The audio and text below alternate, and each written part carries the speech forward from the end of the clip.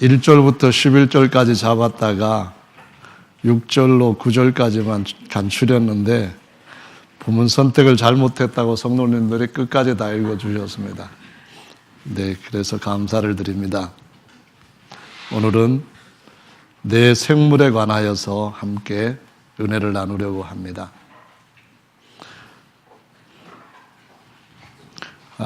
내 생물들이 계시록에 나와 있는 것과 에스겔서 1장에 나와 있는 것들이 있는데요. 비슷하지만 조금 다릅니다. 그런데 같은 점은 내 생물들이 다 하늘에 있다는 겁니다.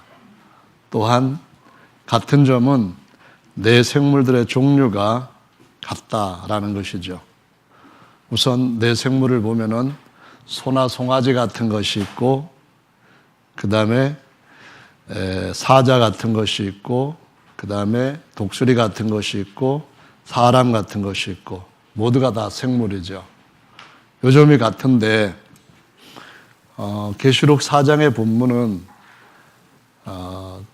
사도 요한이 계시록 2장 3장에서 땅에 있는 교회에 대한 모습을 보고 난 뒤에 그 환상 후에 하늘의 문이 열려서 하늘의 것을 보게 된 것을 기록한 겁니다. 그러니까 그냥 하늘이 아니라 셋째 하늘이죠. 바울이 경험을 했던 셋째 하늘을 지금 요한이 땅에서 환상을 통하여서 보고 있는 건데요.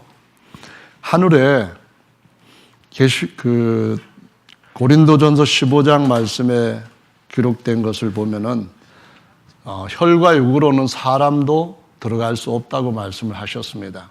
그러니까 하늘은 하나님께서 첫째 하늘이나 둘째 하늘을 창조하시기 전부터 있던 초월적인 하늘이기 때문에 사람도 혈육으로는 못 들어가고 거듭나서 몸이 변화돼야만 들어갈 수 있는 곳이고, 더더구나 사자나 소가 하늘나라에 가서 같이 거기에 있다면은 참 이거 이상한 나라가 되겠죠.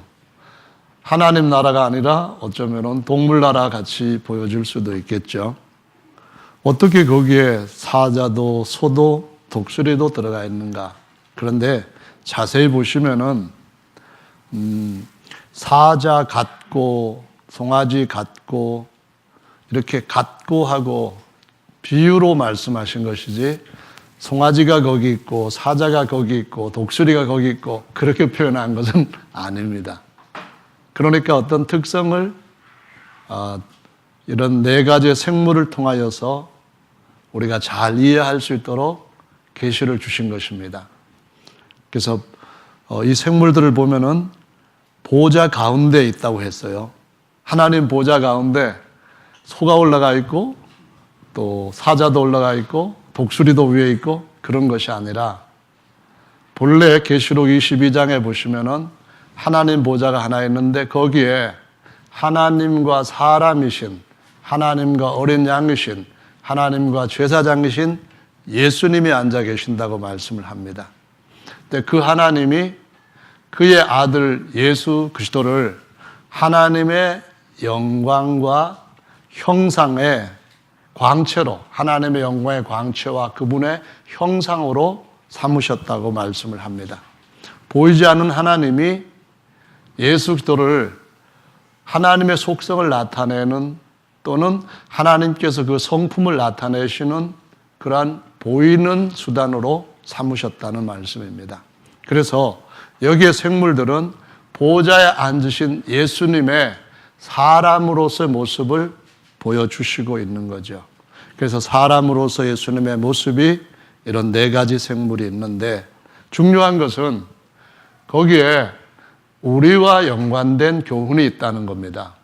왜냐하면은 예수님께서 이긴 자들한테는 내가 이기고 내 보좌에 함께 앉게 주겠다라는 말씀을 하실 때, 그분이 이기고 앉으신 보좌는 하나님 아버지의 후사로서 아버지 보좌에 앉으시는 것이었습니다. 그래서 우리들도 그리스도의 머리에 연합되어 있는 자들로서 함께 그 보좌에 앉아서 하나님의 후사로서 다스리게 될 것이고, 그러므로 우리들도 그 보좌 주변에, 그 보좌 위에, 그 보좌 가운데서 하나님을 나타내는 형상으로, 하나님을 나타내는 어떤 특성으로 영원히 존재하게 될 것을 우리가 익히 알고 있는 생물들의 특성에 연관시켜서 가르쳐 주시고 있고, 우리 이 땅에서 사는 동안에 그와 같은 특성들을 우리 삶 속에서 계속 살려야 된다고 교훈하시고 있는 겁니다. 사자의 그러한 특성을 우리 가운데 살려야 되고, 또 독수리의 특성을 우리 가운데 살려야 되고, 또 소의 특성도 살려야 되고, 또 사람의 특성도 살려야 된다라는 것을 가르쳐 주시고 있는 겁니다. 창세기 1장 26절의 말씀에 보면 하나님이 우리가 우리의 형상을 따라 우리의 모양대로 사람을 만들자 했습니다. 사람은 속사람과 겉사람으로 하나를 이루고 있습니다. 그래서 속사람의 외형적인 형상이 있습니다. 곧 영이 그냥 어디나 집어넣으면은 그 집어넣은 용기에 따라서 모양이 바뀌어지는 액체 같은 그러한 형상을 갖고 있는 것이 아닙니다. 천사들도 영으로서 정해진 형상이 있는 것처럼 우리 안에 있는 영들도 음부에 가거나 하늘에 갈 때에 정해진 영의 형상, 곧 영체를 가지고 있게 됩니다. 그리고 또 우리 겉사람은 육체도 정해진 육체가 있습니다. 동물과 다르게 사자나 호랑이 이런 것과 다르게 거북이나 물고기 이런 것과 다르게 사람의 형상을 우리가 똑같이 외적 형상으로 가지고 있습니다. 그런데 육의 형상과 육체뿐만 아니라 속에 있는 영의 형상이 외적 형상뿐만 아니라 내적인 형상도 있다는 겁니다. 이거는 다른 말로 말하자면은 영의 특성입니다. 권영명이라고 하는 영의 특성, 예수 그리스도라고 하는 그분의 영의 특성, 그 예수 그리스도의 겉사람, 육체에 가지고 계셨던 특성, 그것이 바로 내적인 형상이라고 표현하고 있는 겁니다. 갈라디아서 4장 19절의 말씀에 보면은 바울이 갈라디아 성도들한테 내가 너희 속에 그리스도의 형상이 이루어지기까지 다시 해산하는 산고, 고통을 감수한다라는 표현을 씁니다. 그 말은 무슨 말입니까? 너희 속에 그리스도의 형상이라고 하는 말은 바로 사람으로서 내적 특성이 온전하게 예수님을 닮을 그런 모습으로 되도록, 그렇게 완성되도록 그가 해산하는 고통을 한다라는 그런 의미와 같은 것이죠. 여러분, 미국에 보면은 부자가 대통령이 된 경우가 두 번 있습니다. 하나는 그 2대 대통령으로 존 애덤스가 그 아들과 더불어서 아버지 대통령이 되었는데요. 또 한 사람은 41대 대통령으로 조지 부시 대통령입니다. 그래서 현이 아니고 조지 W 부시 대통령, 이렇게 둘이 부자 대통령으로 됐는데, 우리 하나님께서도 왕이신데 이제 그 왕이셨던 그 통치권을 아들들한테 물려주실 때가 곧 온다는 것을 성경은 가르쳐 주시고 있습니다. 아멘. 지금은 아직까지 아들들한테 그 통치권을 물려주시지 않았지만 후사가 완성되는 날은 물려주실 때가 온다라는 그런 말씀입니다. 그래서 우리들도 부자 대통령이 아닌 부자 왕이 될 때가 온다는 말씀입니다. 영원히 왕 노릇할 때가 올 줄로 믿습니다. 아멘. 그런데 부시 아들이 누군지 혹시 아십니까? 아마 모르실 거예요. 우리 교단에 굉장히 웃기는 목사님이 한 분이 계시는데, 가끔 가다가 정말 말도 안 되는 웃기는 얘기로 사람들을 웃기게 만듭니다. 아주 웃기는 사람이에요. 뭐라고 했는가 하면은, 부시 아들이 누군지 아느냐고 그러시더라고요. 갑자기. 총회 때도 지난번에 한번 했는데 이번에도 또 부시 아들이 누구냐고 그런 얘기를 하시더라고요. 근데 여러분, 부시 아들이 누군지 아십니까? 모르실 거예요. 그 웃을 줄 아는 사람만 아는데, 에스겔서 1장의 말씀에 보시면은 어떤 말씀이 있는가 하면은요, 부시 아들 에스겔이라고 하는 말이 나옵니다.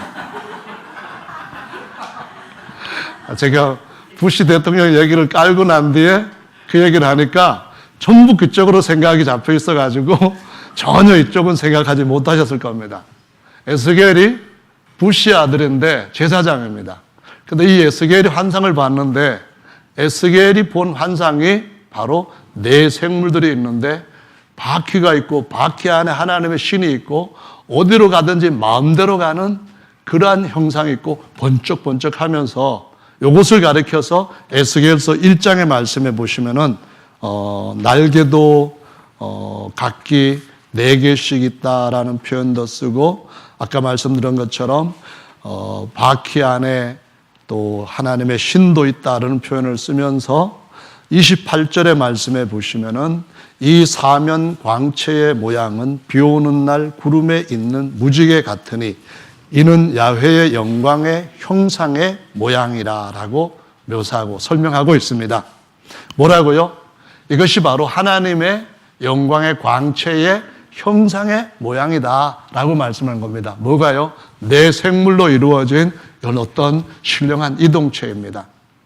바퀴 안에 바퀴가 있고 그 바퀴에 신이 있다는 말은 이 형상이 아무데나 마음대로 원하는 대로 갈 수 있다라는 것을 의미하는 것입니다.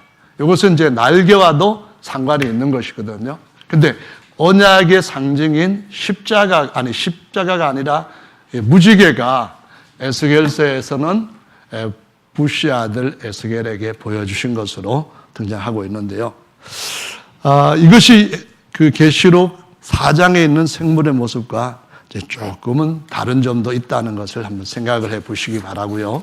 그러면은 구약에서 말씀하고 있는 하나님의 영광의 광채 형상이라고 표현했을 때에 구체적으로 누구를 말씀하시는 겁니까? 신약의 말씀에 보면은 예수 그리스도가 하나님의 영광의 형상, 그 광채의 모양이라는 말씀을 많이 하고 있습니다. 특히 우리가 히브리서 1장 3절에 보면은 그와 같은 말씀이 명확하게 기록되어 있고 그 뒤에 이어지는 말씀들이 형상이신 그분과 함께 우리도 그와 같은 형상으로 화해질 것에 대한 약속들이 쭉 이어지고 있습니다. 그래서 예수님이 사신 모습이 이제 곧 우리의 사는 모습, 예수님의 얼굴이 우리들의 삶 가운데서 나타나는 그런 삶을 살아야 된다라는 것을 가르쳐 주시고 있다라는 말씀입니다. 아멘. 자, 그러면은 예수님은 어떤 분이십니까? 하나님의 형상으로서 예수님은 사람인데 두 가지의 사람의 모습을 보여주십니다. 하나는 하나님의 아들로서 사람이고요. 또 하나는 사람의 아들로서 사람입니다. 그러니까 하나님의 아들을 다른 식으로 표현하자면은 이것은 둘째 사람이라고 고린도전서 15장 47절에 말씀합니다. 그리고 사람의 아들로서 사람, 이 표현은 고린도전서 15장 45절에서 마지막 아담이라고 표현을 하고 있습니다. 이것은 구약 성경에서 이사야 말씀에 오시면은 9장에서 우리가 잘 아는 말씀이 있습니다. 9장에 보시면 6절에 하나님께서 예수 그리스도를 이 세상에 보내주실 때에 예언으로 말씀하신 것에 이렇게 기록되어 있습니다. 한 아기가 우리에게 낳았고 한 아들을 우리에게 주신 바 되었는데 라고 말씀합니다. 아기는 자라가는 특성을 갖고 있는 사람의 아들로서 예수님을 가리키는 겁니다. 그런데 한 아기는 이전까지 아담으로부터 모든 사람들은 다 종의 신분이지만은 천사들도 종이지만은 예수 그리스도는 하나님께서 친히 낳으신 아들이요. 친히 낳으신 아들이면 하나님 아버지의 모든 것을 물려받으실 후사가 된다는 겁니다. 다시 말하면은 하나님의 보좌에 그 위에도 앉고 그 주변에도 앉는 제사장으로도 역할도 하고 하나님의 제물로도 역할을 하는 그러한 분으로서의 모습을 바로 이사야 9장 6절에서 보여주고 있다는 것입니다. 또 이어서 11장 1절의 말씀에 보시면은 이새의 줄기에서 한 싹이 났다 하는데 이것은 다윗의 후손으로서 예수 그리스도 곧 마지막 아담이자 사람의 아들로서 인자로서 예수님의 모습을 보이는 것이죠.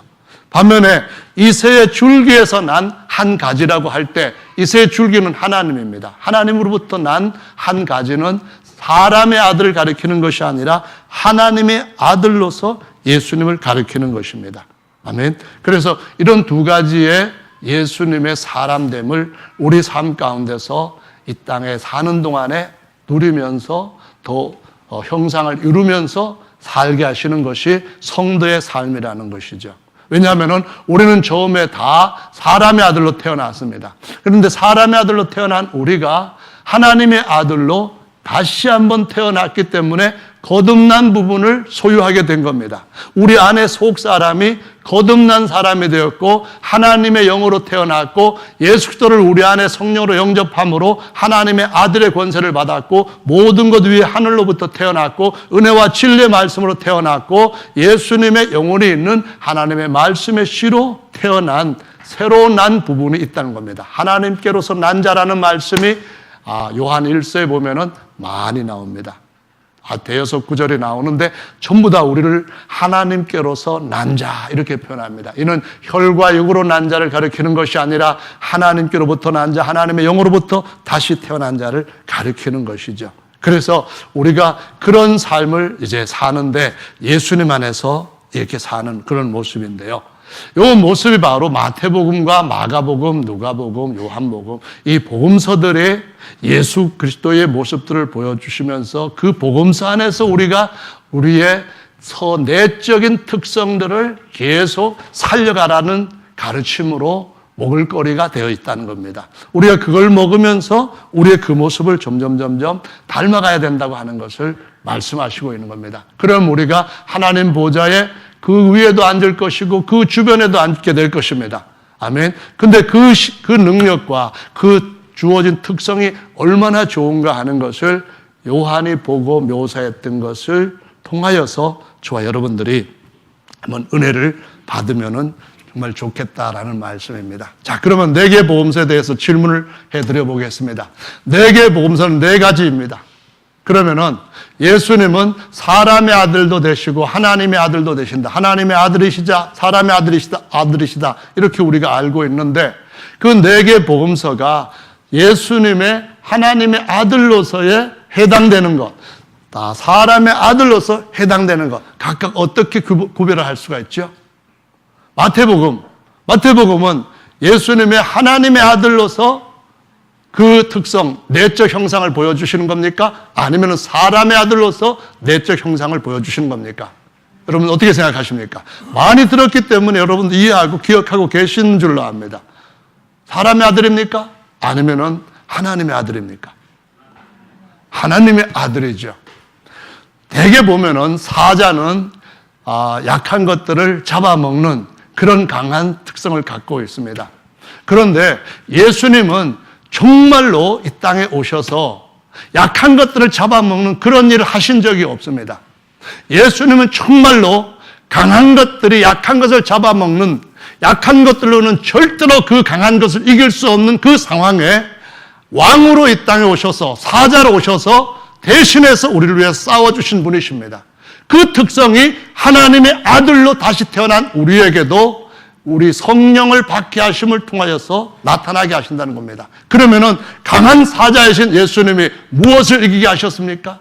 하나님께로부터 난 자는 세상을 이긴다고 말씀합니다. 하나님께로 난 자 외에 세상을 이기는 자가 누구냐 그런 말씀합니다. 왜 세상을 이기는 것이 힘듭니까? 세상을 이기기에는 세상을 지배하고 세상을 관리하고 세상을 다스리고 있는 세상 임금이 너무나 강하기 때문입니다. 세상 임금이 얼마나 강한지 하나님의 아들이 40일 굶고 그 앞에 나타났을 때에 시험을 했습니다. 무슨 시험을 했습니까? 3가지의 시험을 했습니다. 그때 예수님은 마태복음에서 비록 사람의 아들의 약한 모습을 가지셨지만은 그가 싸우는 것은 가이사가 아니었고 그가 싸우는 것은 알렉산더 같은 영웅이 아니었고 그가 싸우는 것은 사람들을 지배하여 죽이는 징기스칸 같은 자가 아니었고 징기스칸을 짓밟고 알렉산더를 삼켜버린 바로 세상의 임금과 싸우는 것입니다. 어떻게 싸워서 이겼습니까? 세상에서 그 왕이 그에게 주는 여러 가지 유혹들을 단호하게 물리칠 수가 있었습니다. 왜냐하면 그는 하늘의 왕이기 때문입니다. 하늘에 하나님께로부터 태어나서 하나님께서 그에게 줄 새로운 세상이 있고 현 세상은 언젠가는 그 세상 임금과 함께 사라질 때가 온다는 것을 확신하고 있기 때문에 그런 것입니다. 여러분 속에는 하나님의 아들로서 사자 같은 특성들이 살아나고 있습니까? 여러분 속에는 하나님께서 주신 그 유업에 대한 것들, 장차 이것들을 다스리라고 말씀하시면서 천사들까지 부를 수 있는 그 놀라운 권세를 주실 것에 대한 이상이 있으십니까? 여러분, 이것이 바로 우리가 예수님으로부터 배워야 할 내적 형상이라고 가르쳐 주시는 것입니다.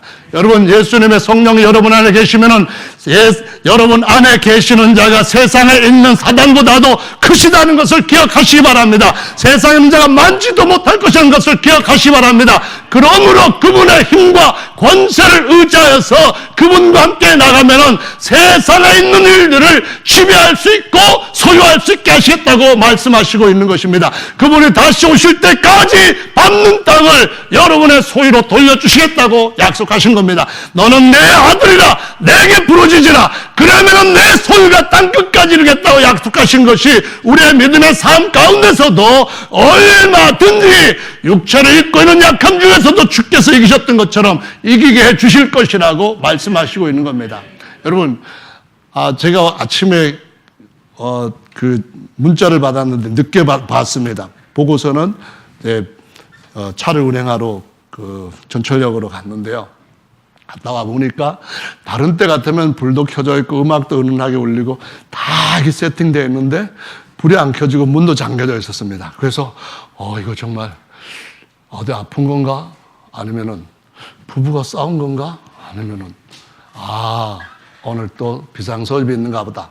그래 생각했습니다. 근데 조금 있다 보니까 싹 들어오시는 거예요.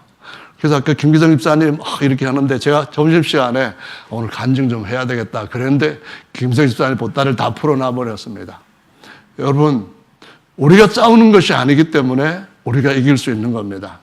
내가 너희를 대신하여 싸우겠다. 이 싸움은 내게 속한 것이니까 내가 너희에게 승리를 주고 탈취물을 나누게 하겠다. 이것이 바로 주님께서 우리에게 왕이 되어서 사자가 되어서 오신 은혜라는 것입니다.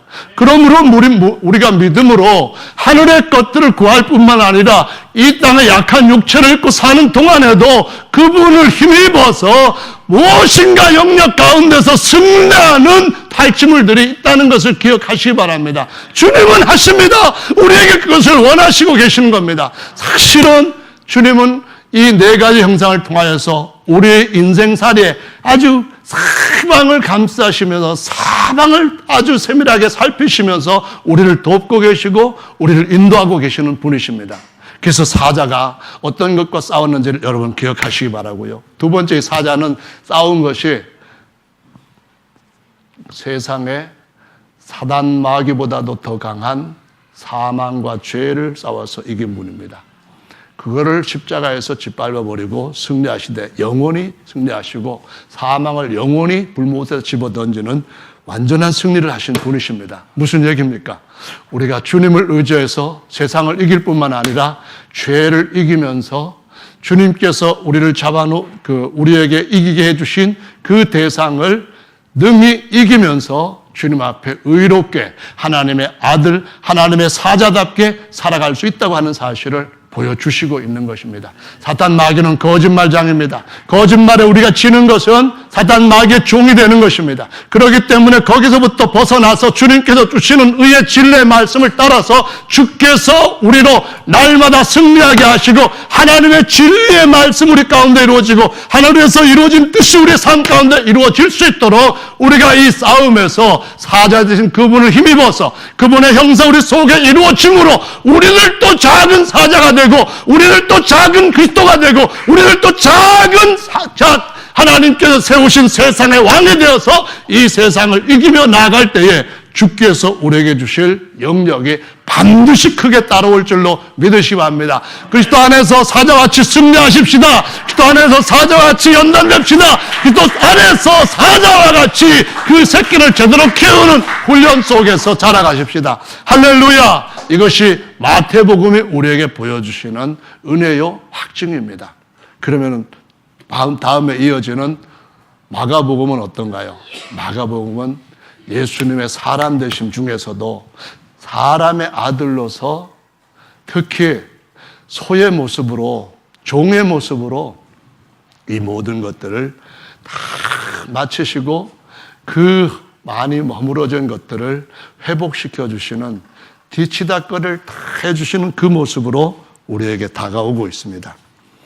이 마가복음에 보시면은 정말 예수님이야말로 종의 모습 그대로 끝까지 실천하시기 위하여서 옷부터 입으실 때에 밝고 천한 모습의 옷을 입고 가장 가난한 나사렛 동네에서 사시면서 공생애를 사시는 동안에 정말 모든 사람들을 일으켜 세우는 뒷바라지에 온 생애를 쏟으신 분입니다.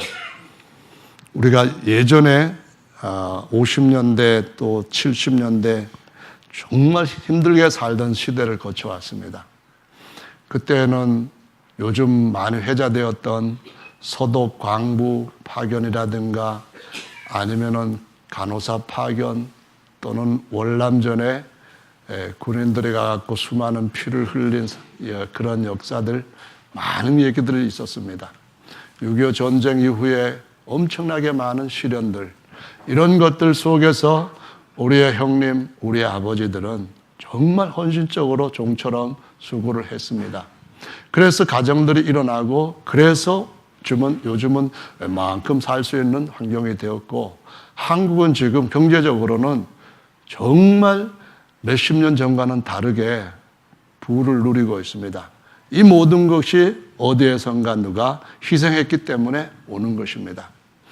우리 예수 그리스도께서 이 땅에 오신 것은 아담으로부터 시작해서 완전히 망쳐버린 그러한 인간의 삶을 그 근본부터 새롭게 하시고 그 문제들을 다 짊어지시는 종로로 타심을 통하여서 온 것으로 우리에게 가르치고 있습니다.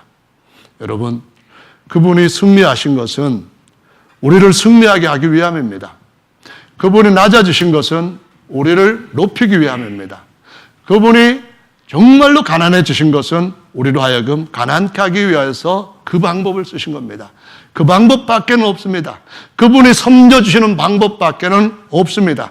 그분은 모든 힘이 있는 분이시고 그분은 모든 권세를 가지신 분이신데 권세만으로는 되지 않습니다. 사자가 아무리 소리를 지르고 그 사나운 발로 위협을 한다 할지라도 그것 가지고 세상을 온전히 바꿀 수 있는 그러한 결과는 예수님 오시기 전까지는 일어나질 않았습니다. 아무리 엘리야가 능력이 있다 할지라도 그가 하나님의 종이라는 인정을 받았다 할지라도 엘리사처럼 섬기는 그런 일이 있기 전까지는 그 백성들한테 삶의 변화는 오질 않았습니다. 예수 그리스도께서 이 땅에 오실 때에 섬김을 통하여서 작사였던 그 모든 문제들을 일으켜 세우는 그 방법으로만 모든 인류에게 부욕케 하시고 존귀케 하시는 역사가 일어났다는 것을 기억하시면 됩니다. 능력이 있습니다. 저와 여러분들은 마태복음을 먼저 거칩니다. 저와 여러분들은 약하지만은 약하지 않는 부분이 있습니다. 우리의 겉사람은 질그릇처럼 어느 때든지 깨질 수 있지만 금이 갈 수도 있고 이것이 희한하고 어떤 문제들이 생길 수도 있지만 여전히 우리 안에는 하나님의 아들로서 사자로서 권세와 능력이 있다는 것을 기억하시기 바랍니다. 우리가 깨어진다면은 깨어진 안에서 하나님의 능력이 나타날 것입니다. 우리가 섬긴다면은 하나님께서 우리를 섬겨주시고 자리를 더욱더 새롭게 해주실 것입니다. 그러므로 우리는 이 땅에서 마가복음에 대한 또 한편의 아주 드라마 같은 우리의 삶을 반전시키는 은혜를 받게 됩니다. 여러분, 삶이 어려울 때에 이것저것 안 되고 힘들 때에 절망 같은 것들이 여러분을 에워싸게 될 때에 그것에 대해서 두려워하지 마십시오. 여러분 안에 계시는 그 하나님은 여러분과 함께 하시면서 그 모든 상황을 완전히 다르게 바꿔줄 수 있는 능력이심을 증거하실 것입니다. 그분은 사실은 하나님이시며 그분은 하나님이십니다. 그분은 지금도 창조하시는 하나님이십니다. 여러분, 그분을 믿으십시오. 그분을 의지하십시오. 그분을 믿음으로 여러분 삶 가운데 접목하십시오. 그러면은 주님께서 우리가 할 수 없어도 우리가 어느 영역에 있어서는 손과 발을 다 놓을 수 없는 상황을 맞이할지라도 그저 여전히 주님은 우리 가운데서 그분의 섬기심을 통하여서 문제를 해결하시고 낮은 데서 높은 데로 올리시며 아무것도 없는 데서 모든 것이 있게 하시는 그 일로 우리를 복 주실 분이신 줄로 믿으시기 바랍니다. 삶은 실제적인 것이 아닙니까? 믿음은 동떨어진 것이 아니라 우리 생활 가운데 같이 엮여져 가는 실제입니다. 하나님은 멀리 계시는 하나님이 아니라 똑같은 우리의 형상으로 오셔서 똑같은 우리의 육체 같은 모습을 가지시고 똑같이 그가 없는 때에 오병이어의 기적을 일으키셨고 그가 정말 없는 때에 물리를 걸어가게 하시는 이 놀라운 것들을 베드로에게까지 경험케 하신 그런 분이십니다. 그분이 우리에게 나도 할 수 있으니까 너 안에 있는 내가 일을 행할 테니까 네가 못하는 부분 나한테 맡기라고 말씀합니다. 내게 구하면은 내가 시행할 것이다. 이것보다도 위대한 약속은 없다고 생각합니다. 이것보다도 믿을 만한 소망의 그러한 계약은 없다고 생각합니다. 하나님 앞에 이 믿음을 가지고 하나님 앞에 우리가 받아야 될 것들을 받을 때에 하나님은 기뻐하시는 줄로 믿습니다. 하나님께서 기뻐하실 수 있도록 하기 위해서 소와 같이 우리가 해야 될 그 일에 대해서는 그냥 부끄러워하지 마시고 자존심 생각하지 마시고 주님 앞에서 오늘 말씀에 오전에 종의 도에 대한 것처럼 그렇게 하시면 정말로 주님께서 우리에게 더 높이시고 강하게 하시는 그 복을 드라마틱하게 이루어 주실 줄로 믿습니다. 아멘. 누가복음은 사람의 모습을 보여주는 인자복음이라고 합니다. 이것은 하나님의 아들이 아니라 사람의 아들로서의 예수님의 모습을 보여주는 것이죠.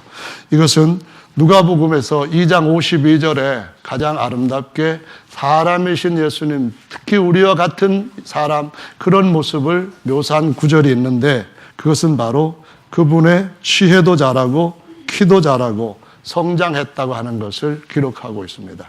누가복음 3장에는 마리아 여인의 후손으로 태어났던 그 족보를 쭉 언급하고 있습니다. 모든 여인의 후손들에게 있는 것이 있습니다.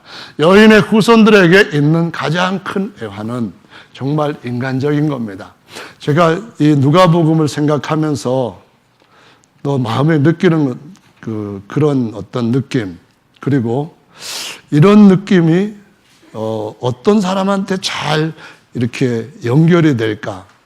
이 누가복음 얘기를 하면은 누가 퍼뜩 생각이 날까 해봤는데요. 아주 인간적인 사람이 이 사람이 아닌가 그런 생각합니다. 그 찬송을 인도하면서도 그냥 울먹울먹 하면서 또 기도를 하면서도 눈물을 줄줄 흘리면서 인간의 그 애환 같은 것들을 자기 것처럼 느끼면서 그가 스스로 하나님 앞에 감싸는 모습으로 나아가는 사람, 정말 체온이 느껴지는 그런 사람, 마치 뱀이나 그 냉혈 동물처럼 가까이 가면은 아주 섬뜩하게 차가운 느낌을 받지 않고 따뜻한 느낌을 주게 하는 사람, 같이 울기도 하고 같이 그냥 별게 아닌 일에 같이 기뻐하면서 웃어주는 사람, 이런 인간적인 사람, 인간의 향기가 느껴지는 사람, 이런 사람이 바로 예수님의 사람으로서의 온전한 사람이었던 것. 사람 안에 같이 들어와서 사람과 같이 먹고 사람과 같이 자고 배고플 때 같이 배고프고 피곤할 때 같이 피곤했던 사람, 화가 났을 때 그분이 의의 분노를 품으면서 새 오누이가 힘들게 살아가는데 그들을 특별히 사랑해주다가 어느 날 갑자기 오라비 나사로가 죽게 되었을 때 하나님의 계획이 있지만은 하나님의 아들로서 이루어질 것에 대해서는 이미 다 어떻게 될 것인지 의심 없이 알고 계시지만은, 그러나 마리아와 마르다의 가슴이 어떠한지를 알고 같이 눈물을 흘릴 줄 아는 인간다운 모습의 그 예수님, 그런 모습이 오늘 저와 여러분들도 이 세상을 살아가는 동안에 하나님께서 우리 속에 이루실 내적 형상이 바로 그것이다라고 말씀을 하시고 있습니다. 목사 냄새보다는 목수 냄새가 났던 예수님. 교인이라기보다는 정말 같은 친구 같은 그러한 예수 믿는 사람. 저 사람은 나와 종교는 다르지만은 나하고 닮은 점이 너무 많고 나하고 통하는 것이 참 많은 사람이야. 내가 얘기해 주면 들을 것 같아. 그래서 누구보다도 그 사람한테 얘기해 줄 때 마음이 편해지는 사람. 인간다움으로 서로 소통이 되는 이런 사람. 저와 여러분들이 예수 그리스도 안에서 이 점을 제대로 느끼지 않는다면은 슬픔 속에 같이 슬퍼하고 기쁨 속에 같이 기뻐하는 그러한 애환의 내적 형상이 우리한테 이루어지지 않는다면은 아무리 좋은 복음이라 할지라도 아무리 하늘의 내세 약속이 대단하다 할지라도 그것은 그냥 나와는 별로 상관이 없는 이야기거리나 아니면 그냥 죽어있는 교리에 불과할지도 모릅니다. 말씀이 육신이 되어 우리 가운데 거하신다는 말은 그 교리가 그 약속과 그 언약이 우리에게 주어진 그 모든 보상에 대한 확증이 똑같은 육체로 와서 멀리 산골에 살지 않고 같은 동네에 같은 숟가락질하는 집에서 같이 물 마시면서 같이 지냈다고 하는 것을 의미하는 것입니다.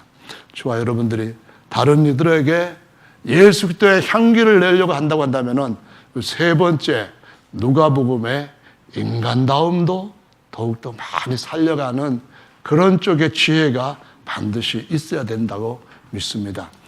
주변에 있는 사람한테 따뜻한 사람이 되십시오. 여러분 주변의 사람한테 가까이 하고 싶어하는 그러한 사람이 되고자 저는 정말 그걸 잘 못하는 사람입니다. 저는 교리 정도는 알지만은 다른 사람과 참 어울리지를 못하는 사람입니다. 저는 다른 사람들이 하는 그 일에 대해 가지고 뭐 비난은 그런 거는 안 할지라도 같이 거기에서 이쪽이 더 좋지 않느냐 하면서 영향을 끼치는 일에는 하여튼 능력이 없는 사람이라는 것을 생각합니다.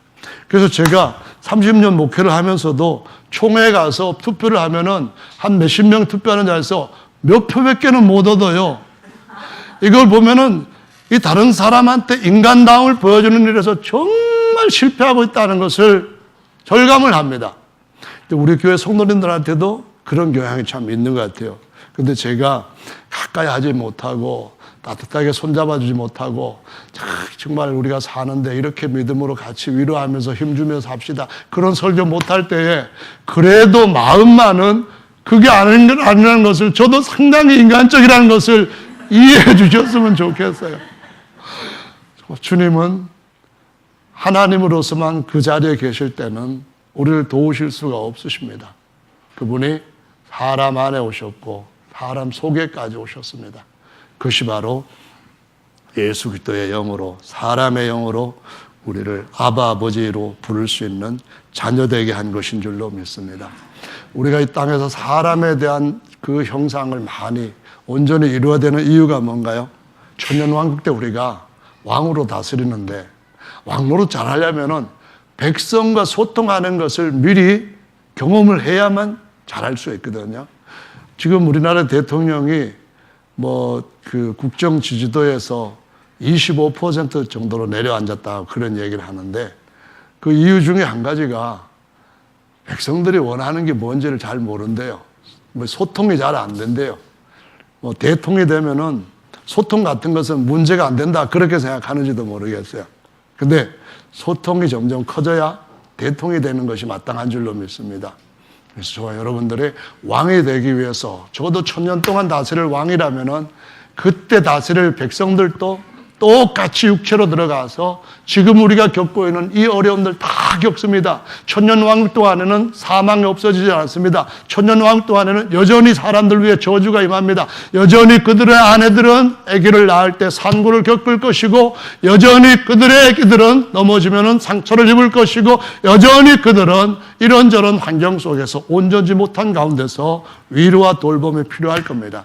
그때 어떤 사람은 죽을 것이고 그 죽을 때에 인간적인 연민과 사랑을 가지고 다시 소녀야 내가 내게 명하노니 일어나라 이렇게 하시든가 과부의 아들을 일어나라고 일으켜주시는 그러한 일들로 다스리는 일을 하려면은 정말 우리가 이 땅에서 살아있는 동안에 몸 변화되기 전에 인간적인 모습도 제대로 잘 갖추는 그러한 은혜가 필요한 줄로 믿습니다. 끝나고 난 뒤에는 우리는 천사와 같이 시집도 안 가고 장가도 안 가게 된대요. 지금은 우리가 부부싸움도 하지요. 형제들 간에도 뭐 이렇게 갈등이 있죠. 교회 안에 성도들까지 관계 속에서도 그렇게 썩 편하지 않는 그런 것도 있죠. 다 이거 인간적인 겁니다. 인간적인 것에서 어떻게 따뜻함으로 화평함으로 하나님 앞에 다듬어져 가냐 하는 것이 이제는 우리의 삶 가운데 한정되어 있는 겁니다. 우리가 이 땅에서 육체를 벗어버리고 영화로운 몸을 입게 되면은 그때는 남자나 여자나 구별이 없습니다. 그때는 천사처럼 시집도 안 가고 장가도 안 갑니다. 그때는 자녀 놓고 그런 것도 없습니다. 그때는 이제는 인간으로서의 경험했던 것들만 주님의 보좌 앞에서 또 다른 백성들을 앞에서 써먹는 것밖에는 없는 줄로 믿습니다. 그래서 그 전에 우리가 하나님 앞에서 이런 아름다운 모습으로 내적 형상을 이루어가는 은혜가 있기를 예수님의 이름으로 축원합니다. 오늘 보니까 또 저 곽 집사님이 다른 때는 앞에 중간에 혼자 앉아 있더니만 저 뒤에 가서 섹시랑 같이 앉아 있는 거 보니까 참 인간적입니다. 사람이 감사하면 저런 변화가 일어나는 것 같아요. 아멘. 김기성 집사는 자기는 울먹울먹 감정을 참 잘 느끼는데 또 부인은 그렇지 않다고 해가지고 앞뒤 자리에 다 앉아 있는 거 보면은 우리 같이 인간적인 사람들은 서로 관계가 조금 또 멀어졌나 이런 생각을 합니다. 하여간 다 인간적인 건데 신적인 끈이 끊어지면은 인간적인 것은 정말 소망이 없습니다. 그래서 우리에게 다시 한번 요한복음으로 하나님의 아들로서 독수리 형상으로 우리의 시각을 높여주고 있습니다. 하나님의 아들로서는 두 가지를 하거든요. 하나는 하나님이 만드신 거 다 다스리는 일. 하나님의 아들로서 또 한 가지는 모든 걸 만드신 하나님을 아버지로 섬기고 하나님으로 섬기고 만유의 주님으로 섬기는 그 일, 제사장으로서의 일이 최고의 놀라운 특권인 줄로 믿습니다. 그래서 그 생물들한테 날개가 있는데요. 에스겔서에는 날개가 네 생물한테 각각 4개씩 있다 했어요. 그럼 4개씩 네 생물이면은 몇 개나요? 4,16이네요. 16개의 날개가 있는데 요한계시록에는 네 생물한테 날개가 몇 개씩 있다 했나요? 6개씩 있다 했어요. 6, 4, 24. 훨씬 더 많아졌네요. 날개라고 하는 것은 기동성입니다. 다니엘서에 보면은 새 날개가 있고요. 독수리 날개가 있습니다. 그러니까 날개가 10개 있다 할지라도 새 날개는 별로 힘이 없어요. 빠르게 나는 것도 없고 힘차게 나는 것도 없어요. 독수리 날개면은 1개라, 2개라 할지라도 새 날개 2개, 10개보다도 훨씬 더 힘이 있잖아요. 근데 여기 보면은 천사들 같은 그런 날개가 아닌 하나님의 아들로서 에스겔서에서는 장차 이루어질 것에 대한 모형이었기 때문에 4개 날개가 각각 있었다고 말하고요. 계시록 4장은 이미 우리의 낮은 모든 것들을 다 벗어버리고 완성되었기 때문에 각각 6개 날개가 있다고 말씀을 합니다. 그날에는요, 하나님이 하나님의 아들들, 하나님의 제사장으로 그 안에 하나님을 모신 자들한테는 바퀴가 그 안에 신이 있어서 어디로 가든지 가고 싶은 대로 가는 것처럼 우리는 존재하지 않는 존재지만은 원하는 곳에 어느 때든지 시간과 공간을 초월해서 있게 하시는 모든 피조물 위의 교회로 세우시는 날이 올 줄로 믿으시기 바랍니다. 그러기 위해서 독수리의 눈을 떠야만 됩니다. 독수리의 기상을 가져야만 됩니다. 하나님께서 우리를 탁 떨어뜨렸다가 다시 신속하게 받아 올리는 어미 독수리가 새끼 독수리를 양육하는 것 같은 그와 같은 식으로 우리의 삶에 대해서 어떤 환경의 변화가 있든지 간에 낙심하지 마십시오. 하나님은 실수하지 아니하시고 받으시고 우리를 날리시는 하나님이신 줄로 믿으시기 바랍니다.